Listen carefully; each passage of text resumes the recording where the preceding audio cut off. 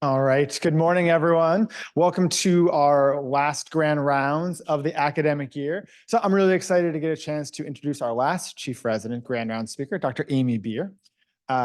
So Amy is a graduate of the University of Wisconsin for her undergraduate degree. After that, she attended the Loyola University Chicago Stritch School of Medicine.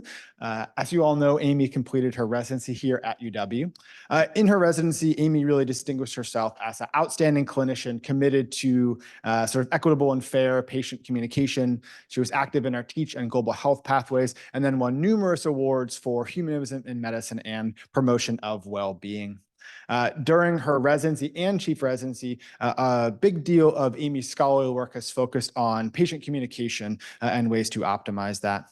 As a chief resident, Amy has been an outstanding addition to our program leadership team, someone who has always had sort of education at the front of her mind, has been an agent and advocate for residents, resident well-being, the residency, and really the promotion of equity and fairness within our program and within our broader community. We are very lucky that Amy will be continuing her training here at UW as a fellow in the Hospice and Palliative Medicine Fellowship Program next year. I'm really excited to hear her grand rounds talk today: feast or famine, climate change, and nutrition. So please join me in welcoming Dr. Bier.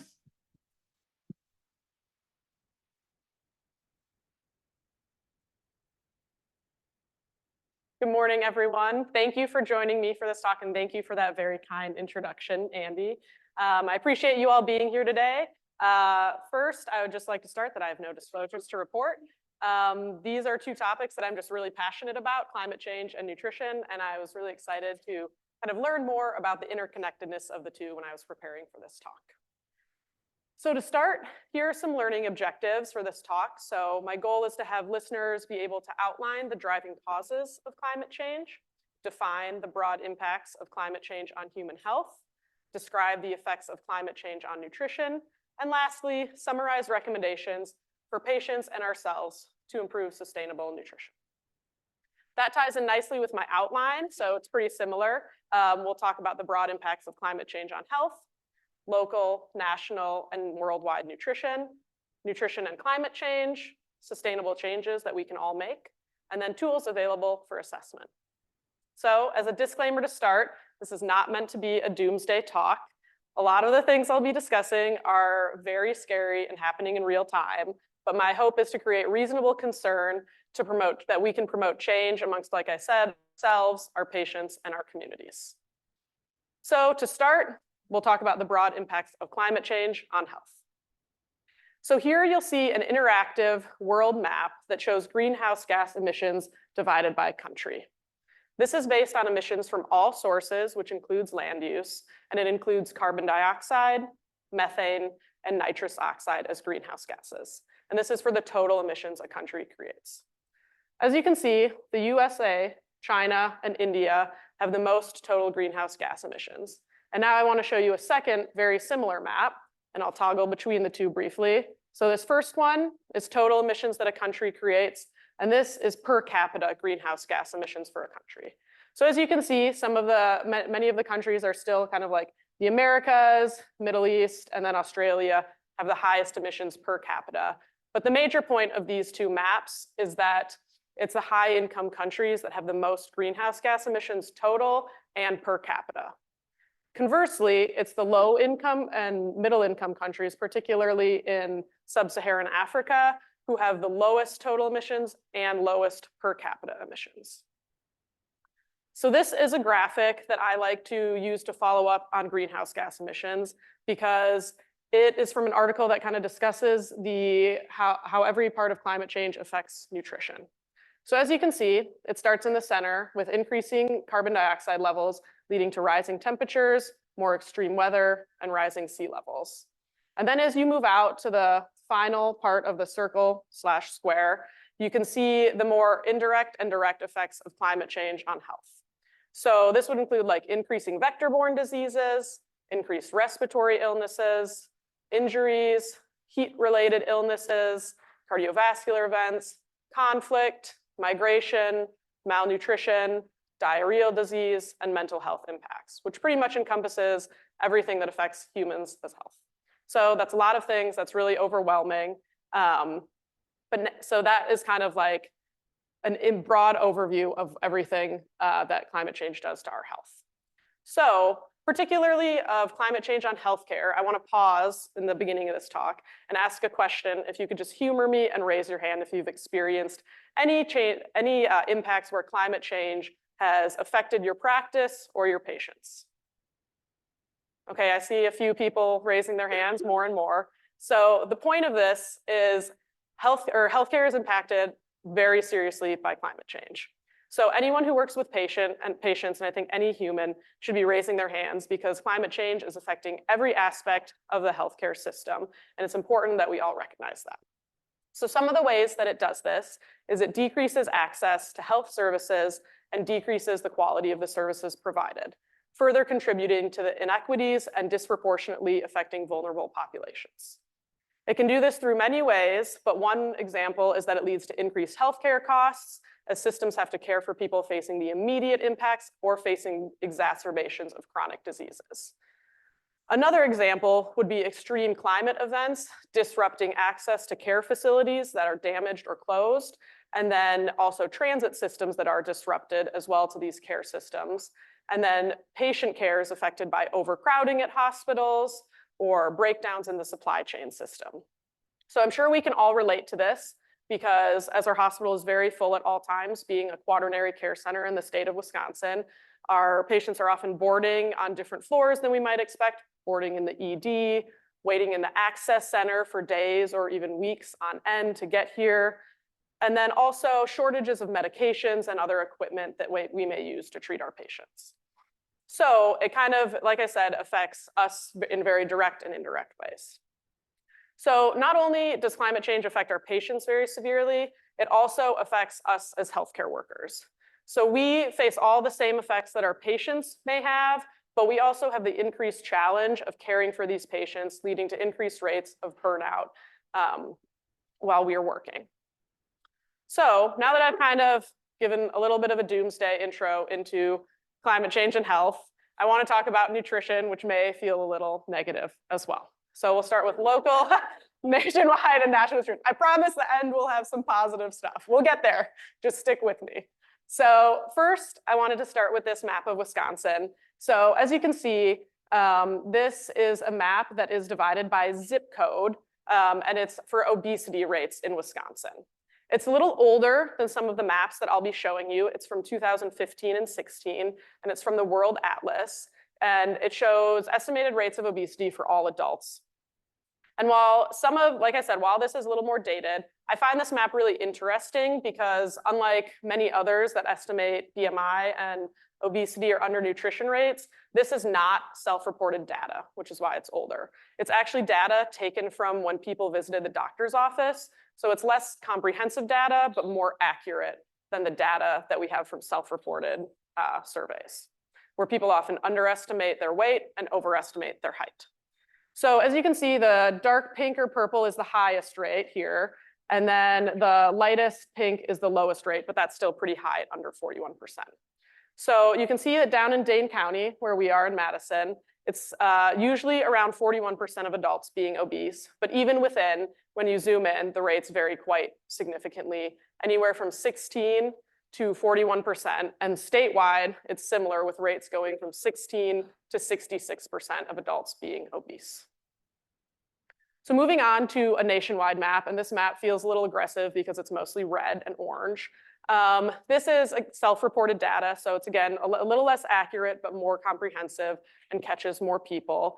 But this is, like I said, a map of obesity for adults in the US. The darker the red, the higher the rates of obesity. And over half of states, about a third of people are identified as obese by our BMI cutoffs. And the patterns of obesity have followed prior maps as well, with usually the highest concentrations being in the southeastern United States and states like California, Colorado, and Hawaii having lower rates of obesity. To kind of emphasize the really increasing rates of obesity, this is another graphic that I like. It gives, over time instead of just a static map. And you can see by the green dashed and the green solid line for women and men respectively, the greatly increasing rates of obesity, particularly rising since 1980. Lastly, to talk about obesity, this is a worldwide map from the WHO and CIA, and it shows the highest obesity rates are concentrated mostly in the Americas, specifically the USA, and then the Middle East as well. Many of the African and Asian countries have much lower rates of obesity, but they are still increasing nonetheless. And in raw numbers, obesity affects roughly 680 million people worldwide, or adults worldwide, a number that's tripled since 1975. So it's a pretty significant number. But now on the flip side, I want to talk about undernourishment instead of obesity, and I'll just talk about it on a global level. So this map shows undernourishment rates over the last decade. And to quickly define undernourishment, as they did using this map, it's specifically only for dietary energy and not any micronutrient deficiencies. Energy requirements are typically set about 1,800 calories a day, and this does not take into account age, gender, lifestyle, or work that someone may have to have an increased energy requirement. This map is also nice because when you click on it on the actual website, you can see more raw numbers about the undernourished, people who are at risk for undernourishment in a country, and then the kind of actions that have been taken to combat undernourishment. And kind of similar to our prior maps, the darker red is worse, higher rates of undernourishment, conversely to the higher rates of obesity in the prior map. And these are centered in particularly sub-Saharan Africa and much of Asia. So now that we've kind of gone over general climate change effects on health and nutrition at the local, nationwide, and global level, I want to talk about how nutrition and climate change are interconnected. And to start, I want to talk about the Sustainable Development Goals from the United Nations.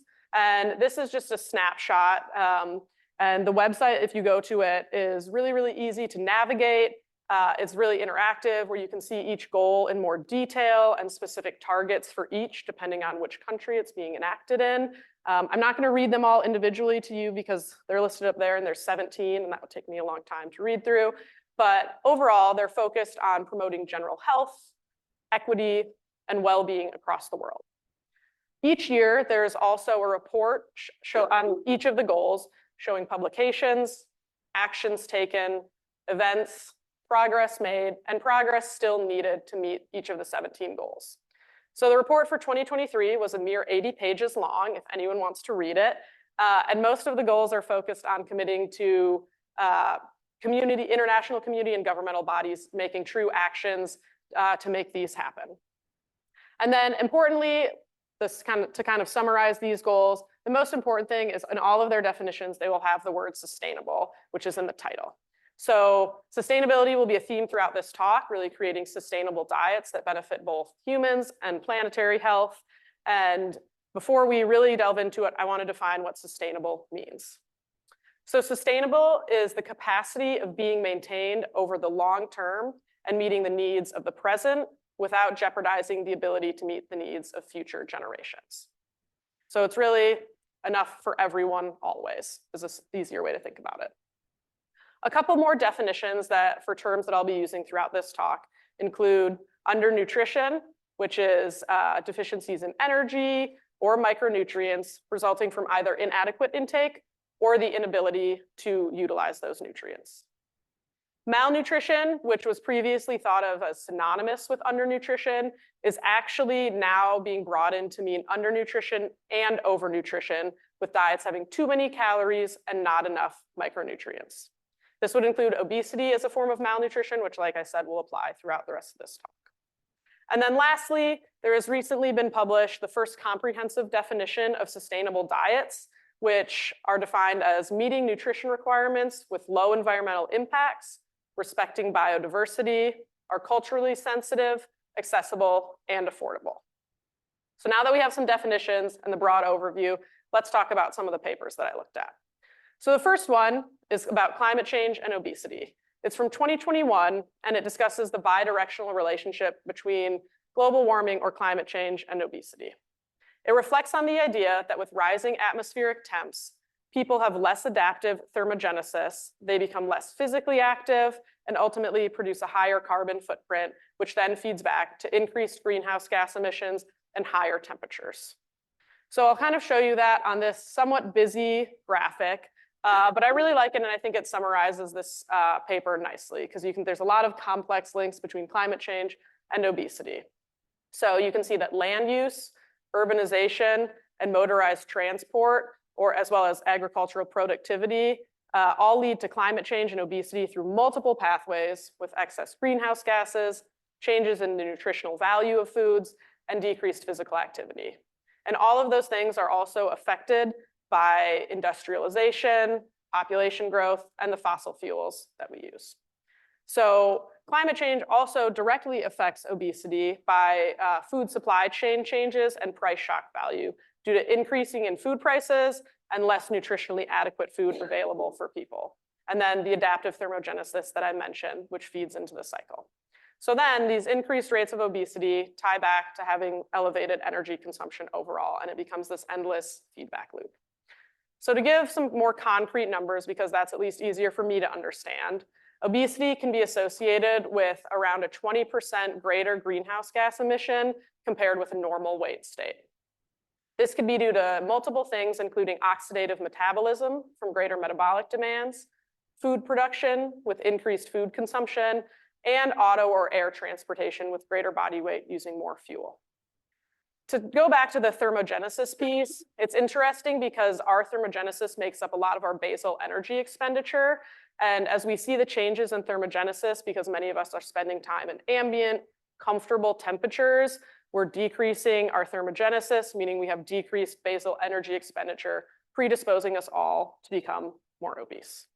So further related to this thermogenesis, obese individuals are also at a greater risk for heat-related illnesses or injury, such as in the 2003 European heat wave, which was now 21 years ago, when obese individuals were twice as likely to die because they have a reduced ability to dissipate heat.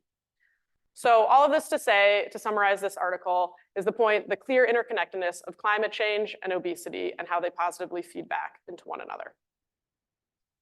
For my next article, I wanted to talk about kind of directly nutrients within crops and how that affects our nutrition. So this is from Nature in 2014, which hypothesizes that increasing carbon dioxide can harm human nutrition directly from decreased crop nutrients. It's a report on the findings from a meta-analysis of data of 143 comparisons of edible portions of 6 food crops, which are listed here, grown at ambient or current atmospheric carbon dioxide levels, and then increased carbon dioxide levels that we'll see in our atmosphere in the next 25 to 50 years. So the data was taken from 7 different countries with locations in Japan, Australia, and the US, and the data was collected from 1998 to 2010.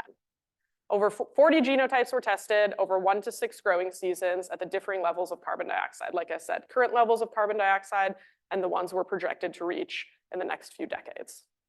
So to summarize the main findings of this review of the meta-analysis, elevated carbon dioxide is associated with significant decreases in concentrations of iron, zinc, and protein in 5 of the 6 food crops that you saw. And the decrease was significant in all of them, with ranges from anywhere from 5 to 10% depending on the crop. Sorghum, notably, was the only one that actually showed a slight increase in iron and no change in protein, but still had a decreased availability of or micronutrient concentration of zinc. The studies also measured phytate, which is a phosphate storage molecule. It inhibits absorption of dietary zinc. And so this would mean if there's decreased phytate, we should be able to absorb the zinc better. This decreased phytate was only seen in the wheat crops, and the decrease was not enough to offset the decrease in zinc bioavailability. So that didn't really cancel it out. So the decreased concentrations of iron and zinc in these crops then puts those who eat these crops as a main source of micronutrients and minerals at higher risk of deficiency and diseases associated with these deficiencies. To name a few, this would be infections, dermatitis, poor wound healing, and cognitive impairment, among many, many others. So ultimately, I really like this study because it was a little more nitty-gritty research than some of the other papers that I showed, showing that we truly will have decreased availability of nutrients in the major worldwide crops that we get a lot of our nutrition from. So for my next paper, this is actually from January 2019 following a symposium in Scotland that addresses how the effects of climate change are increasingly apparent, which is leading to severe food crises that are ultimately a key driver of the global increase in hunger. So again, it's been estimated that the number of extreme climate-related disasters that have harmed agricultural production has doubled since 1990. So it's clear that overall we need to overhaul the food system because we're not delivering enough food and nutrition security for everyone, and it contributes significantly to climate change. So we need that push towards sustainable diets, as I'll continue to talk about. So the food system, as you can imagine, is very complex and fluid, which is what this paper kind of focuses on. And I'll show you a chart about the food system shortly. So as you can imagine, one change will have multiple effects, either predictable or unpredictable, upstream and downstream. Greenhouse gases emissions come from many different industries, and current agricultural practices are estimated to account for anywhere from 25 to 30% of total global greenhouse gases. And within the food system specifically, a large majority of emissions are from agricultural production at over 80%, with livestock being the most significant contributor for that due to its high demand for land and water use. So with the food system also being an issue, another point that we can individualize it is through diets. And this is very difficult because at a global scale, everyone has different diets and expectations for the food they should be eating, as well as different foods that they get their major and minor nutrients from. So as we all know, we've counseled our patients on changing diets or any lifestyle changes. It is incredibly, incredibly difficult. So it's really important to try and find something that is culturally sensitive and also sustainable with the least amount of changes from their current practices, because it's more likely to be sustainable in the long term. So even though I just said dietary changes need to be individualized, high-income countries are a big proportion of the livestock industry and eating animal-based products. So overall, those of us in high-income countries can focus specifically on dietary changes because we produce the most greenhouse gases and our diets are not necessarily healthier. So there is actually also a nutrition transition that's happening in middle-income countries as they transition out of low-income country status and towards high-income country status to unhealthier greenhouse gas emitting, or unhealthier diets that also emit more greenhouse gases. So to delve into why this happens, so increasing wealth leads to increased intake of animal-based products. And then this also correlates with increased fat, sugar, and processed foods, overall with decreased fiber. And then important to note here as well that this includes all animal-based products, not just meat, because dairy products often have the same intensive greenhouse gas emitting practices as well, because cattle tend to be, or ruminants tend to be the highest producers for greenhouse gases. So overall, this shift in dietary changes leads to huge prevalence of non-communicable diseases. So now that I've kind of told you a little bit about livestock industry and food system, an important concern here is that if we stop eating meat or animal-based products, will we become protein deficient? And then if we do stop this, what are alternative protein sources? So ultimately, all of us living in high-income countries get way more protein than we actually need on a daily level. We probably all get around 200% of our daily protein requirements, and even without animal-based products, we would still be well over the daily value. So that is not a really true founded concern. However, increased protein is promoted by the food and diet industries to lose weight. Products are marketed. There's tons of commercials out there about like eating more meat, eating more animal-based products. It's huge in cultures everywhere. But if we want to address those who are worried about this protein gap and not getting enough without having animal-based products, there are some changes and some options available for them, which I'll talk about later in the talk. So instead of worrying about this deficiency in protein, we should actually probably be worrying about micronutrients that are much more available in animal-based products, particularly iron and zinc, which I've already touched on with the prior study in crop nutrients. So this is important, like I said, because as we have increasing carbon dioxide in our atmosphere, those nutrients will decrease in crops, meaning if we transition to a more plant-based diet, we may actually become deficient in some of those micronutrients or minerals because we won't be getting them as more bioavailable from animal-based products, and there will be decreased nutrients in the crops that we all eat mainly. And again, this will mostly affect those in low and middle income countries and increase inequities across the globe. So to focus, show you what a food system looks like, this is a nice graphic that I think, like I will repeat again, shows the multiple ways the food system is interconnected and can feed back in ways to make a healthy and sustainable diet or an unhealthy and unsustainable diet. And anywhere a change is made, it can have many, many effects that are very broad-reaching. Like I said, some are predictable, some are unpredictable. It's really hard to tell because everything is so interconnected. So one important thing to note is that even if we switch to producing like really, really healthy, like super fortified foods with low environmental impact, they can still be refined in the processing stage, where like we see refined wheat, juices, or chips from potatoes. And for example, refined starches don't have the germ, which is highly nutritious, but also contains fat, which decreases the shelf life, increasing the waste that we already produce.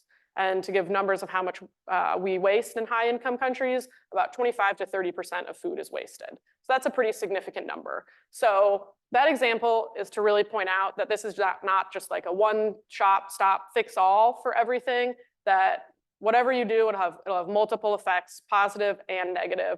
So that's why we need a lot more research and study on how we can combat this.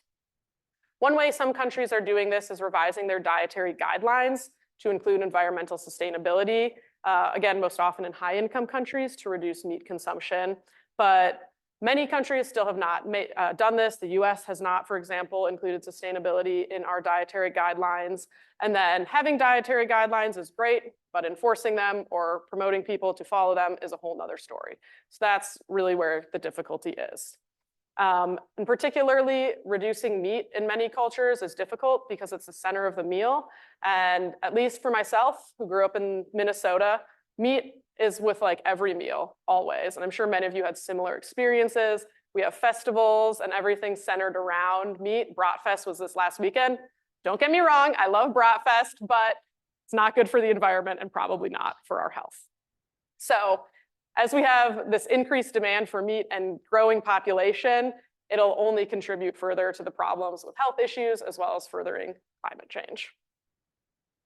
All right, so the last section, or the last article for this section, is just kind of linking fully the climate change, food supply, and dietary guidelines. It's from January 2021 and goes into depth about the progress and challenges of these three things. So to begin, it compares some of the positive and negative changes that have taken place. Notably, there have been huge improvements in nutrition in recent decades, with improvement of child mortality rate, and prevalence of underweight people has been reduced by 50% since 1990, which is a huge thing that we've overcome, and it's really, really great. But on the flip side, there are still about 821 million people who are undernourished and about 2 billion people with micronutrient deficiencies. So 2 billion is like a quarter of our world population, which is a huge number. And this is only going to have be exacerbated by our growing population worldwide. So with a further complication, of undernutrition, there has also been increasing prevalence, as you saw with all my lovely maps and charts at the beginning, of obesity and overweight. And this is increasing in all groups across the globe. So like I said, we're seeing these increased rates of undernutrition in some places, and then malnutrition, specifically obesity with micronutrient deficiencies in other places. And like I said, this is where climate change exacerbates all disease states through acute and chronic diseases. So this article talks about some changes to the global food supply. So with the continued growth of the global population, the IPCC, or Intergovernmental Panel on Climate Change, released a series of reports over the last 15 years that this paper drew from to discuss the evidence of climate change and linking it with food supplies. So hotter climates will shift agricultural production towards the poles, causing an inability to grow foods at more central latitudes of the Earth, causing faster plant growth or ripening, with the decrease in nutrient density that we've seen as the growing seasons are shorter and increased carbon dioxide. Areas of dry land will increase, and while some regions will have increased rainfall, overall, the amount of arable or farmable land in use is already almost at a maximum and will likely decrease due to many factors such as environmental degradation, rising sea levels, and urban development. And so overall, we have finite and decreasing arable land, meaning we would have to scale up and increase agricultural productivity. So another example is adverse weather events. They will increase in frequency and severity, leading to damaged crops and disruption, like I've talked about, of access for people getting to the healthcare system or going about their daily lives. So also, like I said, transport will be disrupted, as well as increased fuel costs with conflict and political issues across the globe. Rising temps will lead to more spoilage from crops, and then they will have also bacterial damage to foods in addition to the spoilage. Agricultural yields that depend on crop protection measures, such as pesticides, will be greatly affected because our pests are increasing, causing not only more crop damage, but the higher use of pesticides, which leaves a higher chemical residue for us when we ingest these foods. Warmer climates will also decrease crop productivity and decrease yield, while we need an increased yield. And there will still be like a less potable water as our population grows. There's more flooding and there's more salinization of all of our water supplies. Another important thing is there's less food and crop variety. So more variety in the crops that we grow and the food that we eat is better for health and more sustainable and resilient to climate change and other economic factors. So as we have decreased variety, that will only impact it further, making them more susceptible to certain pests or diseases that occur. And then finally, as I've mentioned before about meat, middle-income countries will grow. There will be an increased demand for meat, already worsening this burden. So I haven't mentioned the ocean yet, which is a huge part of climate change and affecting our health. We get some great food. Seafood is really heavy in protein and micronutrients. It's really important to think about the oceans as well. So oceans overall are changing due to increasing acidification from dissolved carbon dioxide, increased fishing, extraction of petroleum and minerals, and then increased use for aquaculture, which is basically just farming in oceans. Further, in looking at nutrition guidelines, almost no one is meeting them for how much fish to eat. And for everyone to meet this goal, productivity would have to like shoot through the roof, but we've already hit the max sustainable catch and we've gone past it. So that further adds complexity to the problem. We're supposed to eat more fish, but we've already overfished 30% of the wild fish stocks and 60% have been fully fished. So how do we even do that if we don't have enough fish? So now that I've given you lots and lots of negative things to think about, I will hopefully transition to my positive portion of the talk that will give sustainable changes, particularly for us as consumers and physicians to recommend for our patients, ourselves, our families, and to advocate for hopefully at a policy level as well. So while I'm discussing these changes, I want you to think about anything that you may have counseled your patients on, changes you may have made in your life for climate change or nutrition, and just kind of ponder what else you might be able to do or things you should be proud of yourself for. So this first piece is actually a viewpoint piece from February 2020, right as COVID was coming out before it hit us in true fashion. And it talks about the necessity for immediate action linking climate change and malnutrition. So it references this thing called the global syndemic, which is the pandemics of obesity, undernutrition, and climate change that interact in time and place, have synergistic adverse effects on each other, and share common underlying social or economic determinants and policy drivers. So this is, like I said, these multiple pandemics coming together to create this super pandemic or syndemic. And this viewpoint mostly focuses on how the US can make changes because we're second in carbon dioxide emissions and fourth in per capita diet-related greenhouse gas emitting footprint. So we can make a big impact in the world if we make changes here.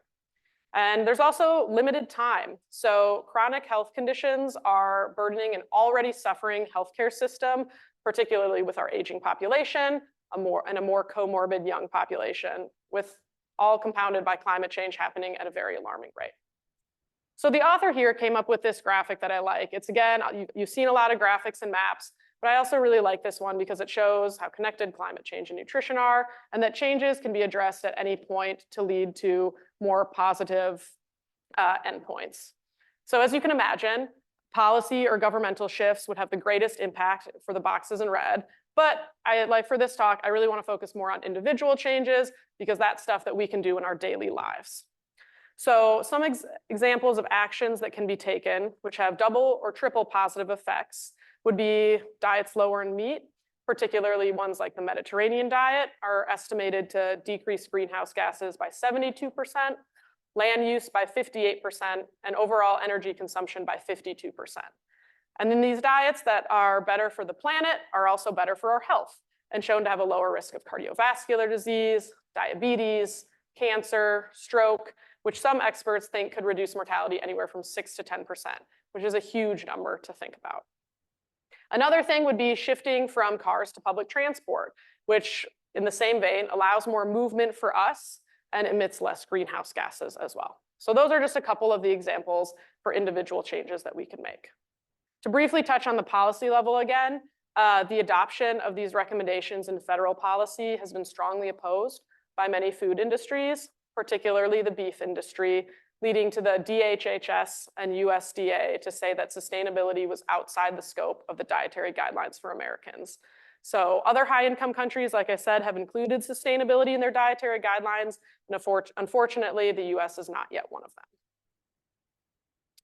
Moving on to the second paper of this section. So this was published in June 2018 with the purpose to examine the relationship between climate change, diets, and nutrition through a food system lens. It delves into what they call a climate-smart, nutrition-sensitive mitigation and adaptation strategies to combat climate change, specifically focusing on undernutrition in low and middle-income countries. So food systems are very, very sensitive to climate change. And as you've seen before in that very first paper of the talk on climate change and obesity, I use the word bidirectional. So again, I'll say that they are bidirectional or victims and instigators of the effects of climate variability and change. With this paper focusing mostly on vulnerable populations, this is where we'll see the highest effects of this, like the global south, which is mostly sub-Saharan Africa and South and Southeast Asia. And these effects will, as I've already said, so won't fully rehash, but decrease crop yields, decrease livestock productivity, declines in fishery, and declines in agroforestry. So here's another great graphic. I've shown you so many. This is another really lovely one. But this is from the main point of this article, creating this graphic, creating their own food supply chain, and examining at each point to address deficiencies and possible interventions. So they note that the food supply chain can be nutrition sensitized at each point along these arrows. So entry points, which will be shown above here, would be things that can add nutritional value or restore or prevent losses in food. However, those entry points can easily become exit points, which will eventually be shown down here, where nutrients are removed from foods along the chain. So the idea, as you can imagine, would be to maximize entry points on the top, increasing the nutritional value, and minimizing exit points on the bottom. So some examples of positive entry point changes would include crop diversification. As I've already told you, crop variety really prevents against economic and pests as well. Biofortification, proper storage to prevent spoilage is a big one. As I noted, a lot of food is wasted.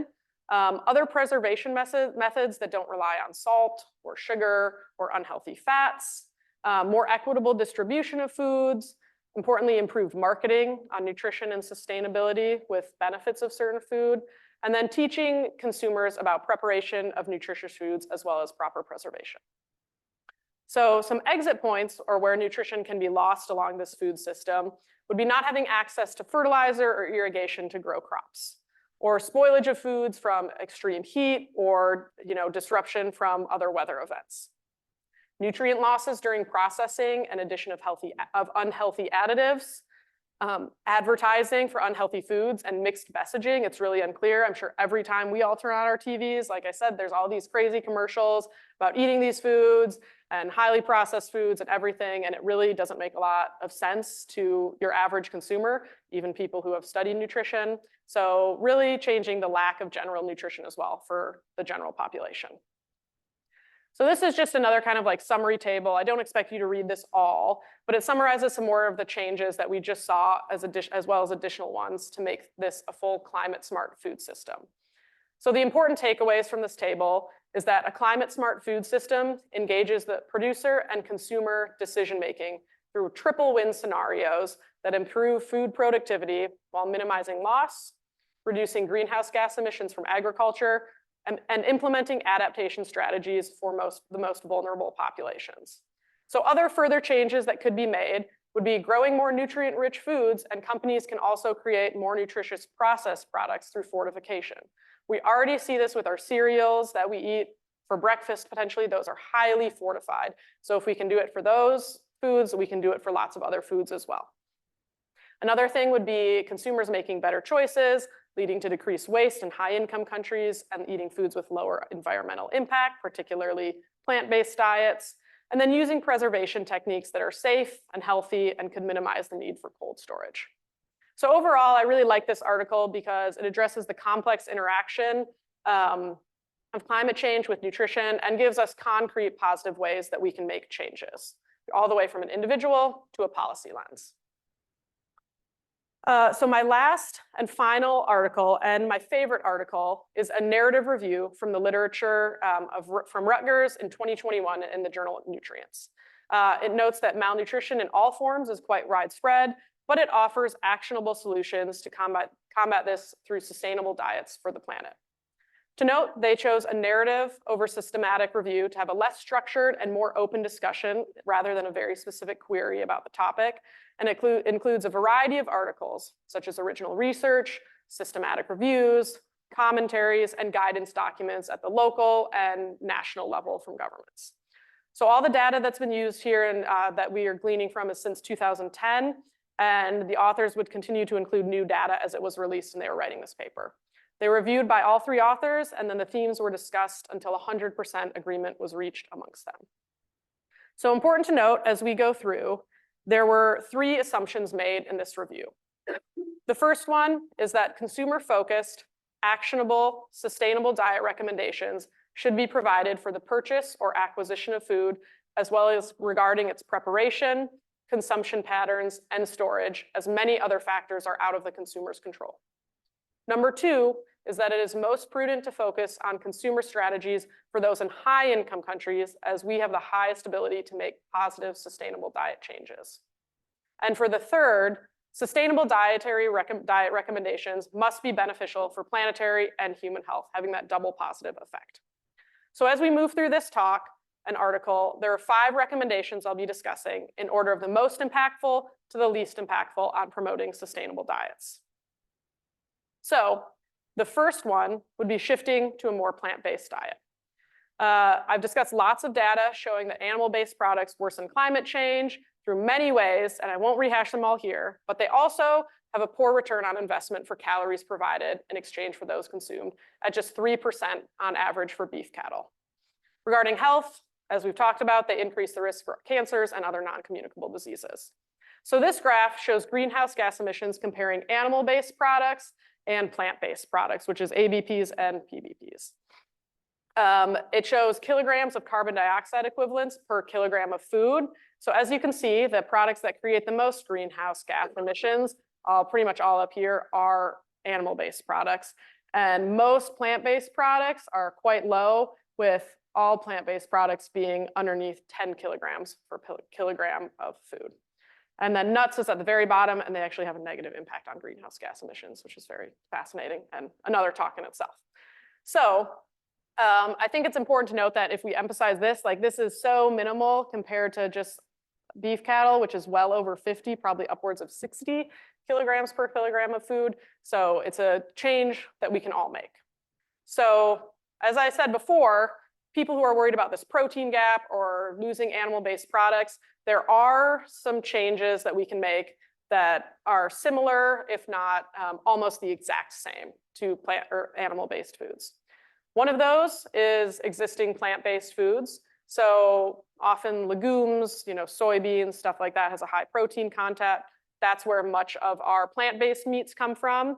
It's beneficial for the climate and for our health. And it's also more familiar in Western and high-income countries where the most dietary changes need to be made. Another option would be creating new foods. I'm sure we've all seen or heard of lab-based meat or lab-grown meat. It's had a recent growth in popularity, and it might be easier for those who can't or don't want to decrease their meat or animal-based product intake. But this is still really, really early in the process. It's still quite expensive, and it's unlikely to make an impact early enough, particularly on climate change.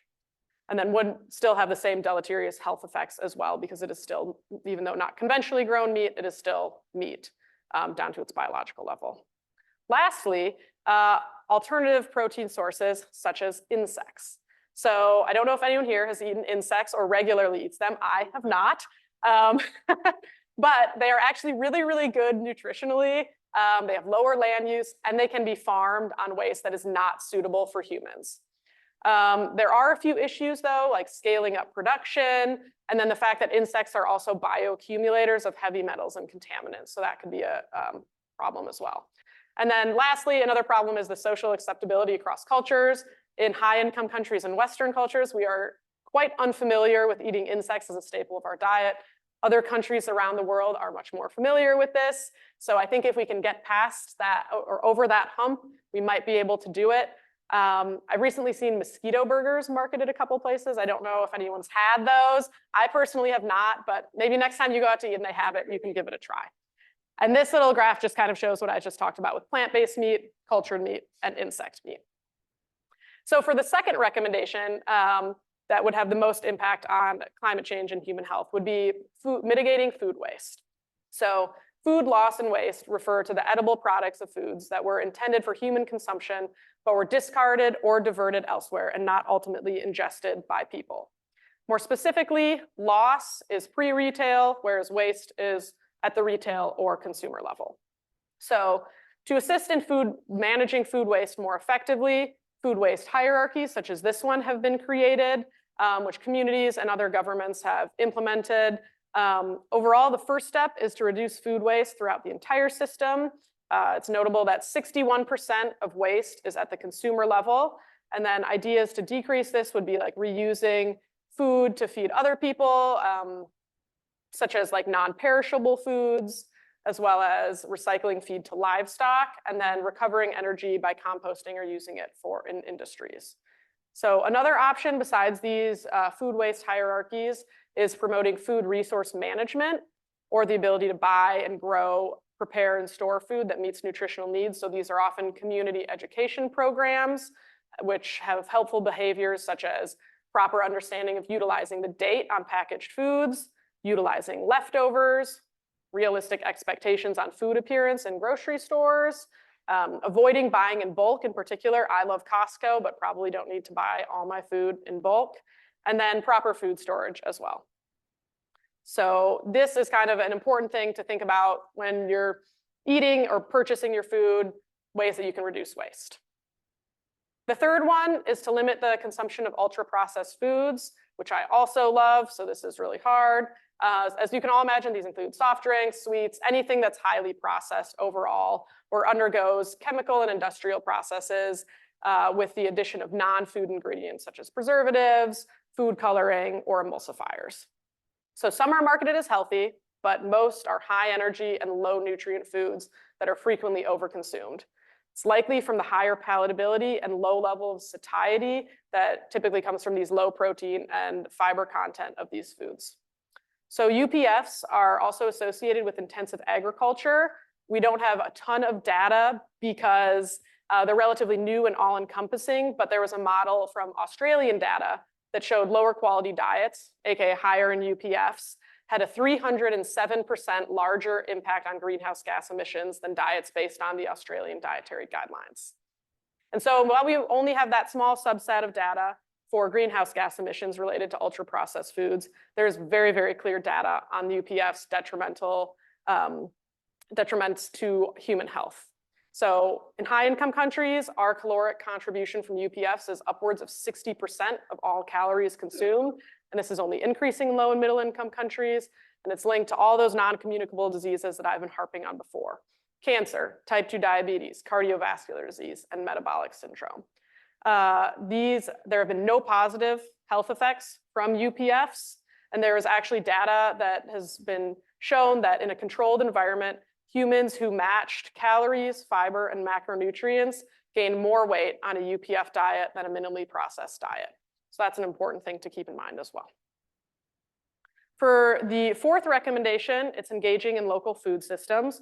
So here in Madison, we're very lucky to have our Dane County Farmers Market most of the year, where these pictures were taken from, with many smaller farmers markets or other local markets throughout the city as well.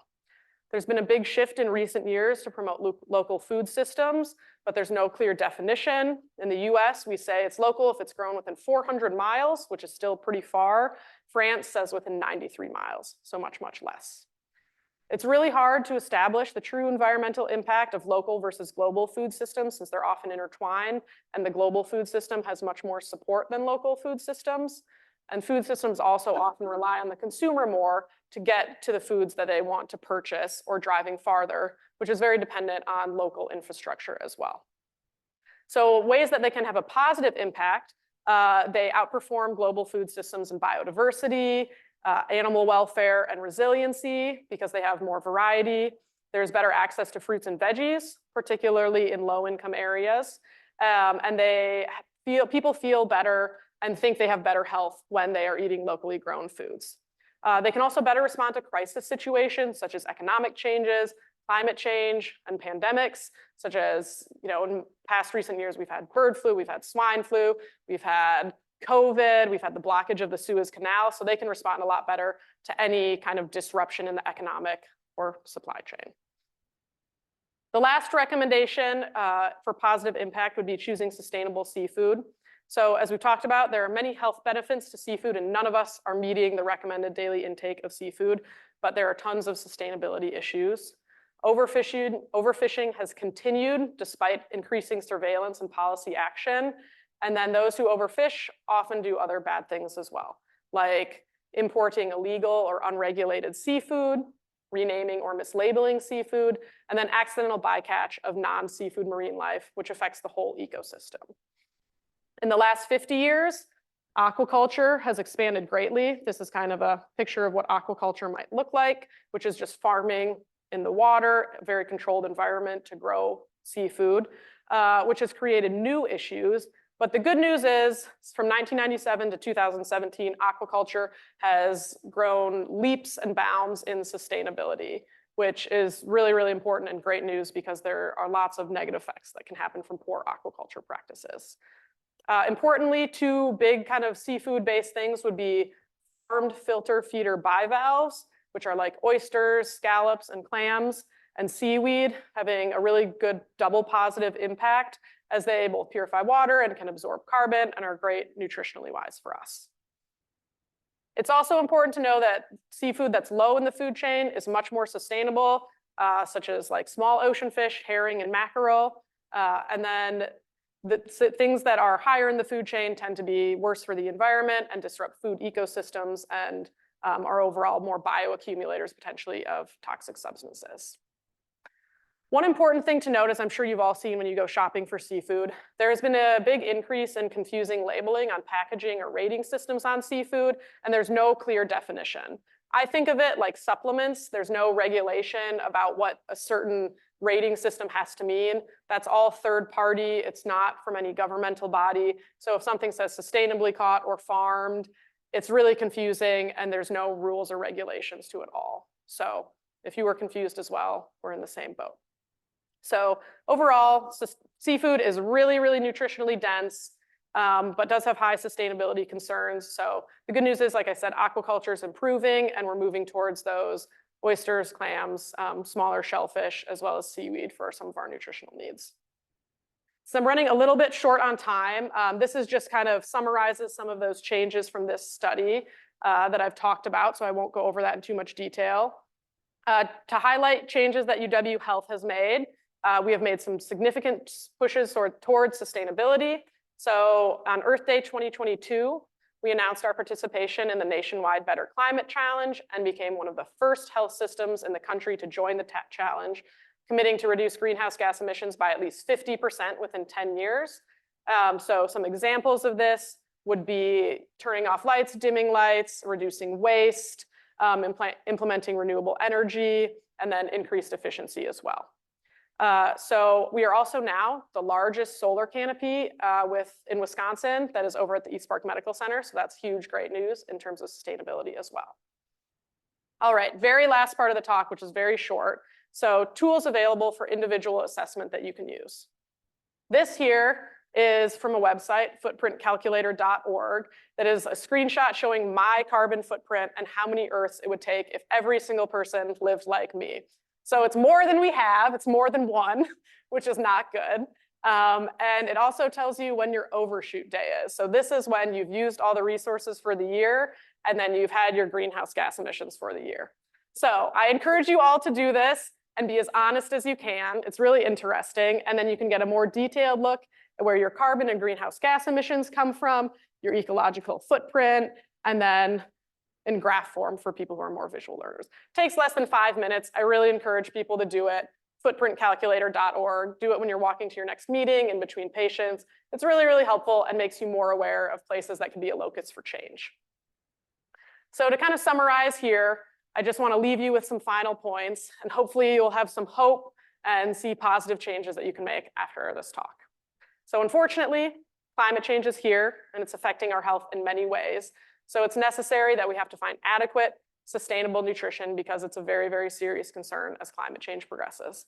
We do need changes on the policy level with international coordination, but all that to say, it's important for us to take a step back and look at changes we can make as well. I have bolded here that small changes in a higher proportion of the population are more significant than a small number of people making large changes. So not everyone has to become a vegan and start walking to work every day.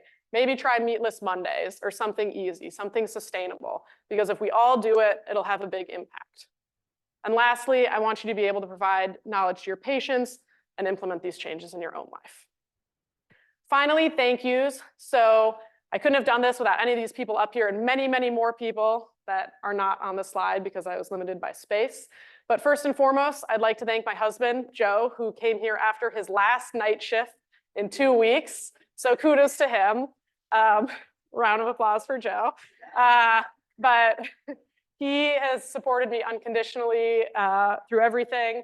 We couples matched together here for residency, and he is now doing, like I said, doing his own very busy pulmonary critical care fellowship.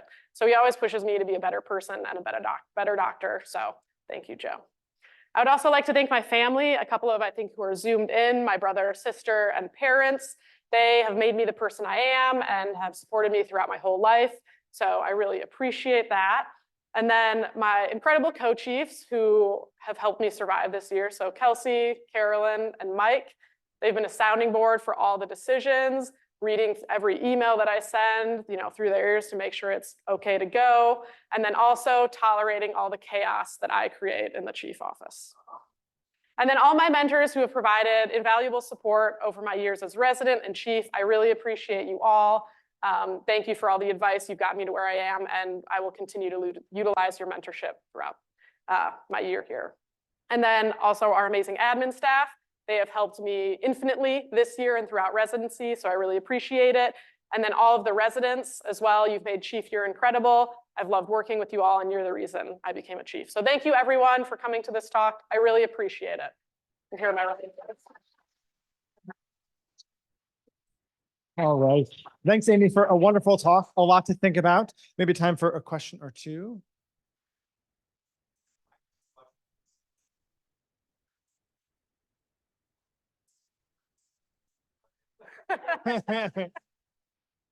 So a plug for mosquito burgers. Yeah, well, maybe I'll collect some mosquitoes and then I'll provide them for everyone. Yeah. Great talk, Amy. Thank you. I have lots of questions. I'll try to limit it to one that I am not familiar with. I've heard that nuts have like a negative water impact. They take more water to produce than they give back to the world. Is that a sustainable solution if we change our diets? Yes, so nuts are very energy intensive in terms of water, but they actually end up absorbing more carbon in terms of greenhouse gas emissions. So they're positive in that way, but can be very difficult to grow, particularly in places that require lots of irrigation, like the Southwest. So I think limiting it to places where they can be grown, where there is already fresh water available. But yes, you are correct. They do have a lot of negative impacts on water usage. Okay, perfect. So we're right at 9. If there are more questions in the group lab, you come on up. So I want to thank Amy for a wonderful talk. Like I said, really a lot to think about in our personal behaviors and the way we talk to our patients. So this is our last donuts in the back. So eat them. I mean, they're already here. They've already been produced. It'd be wasteful to throw them away. So clearly we got to eat them. Listen.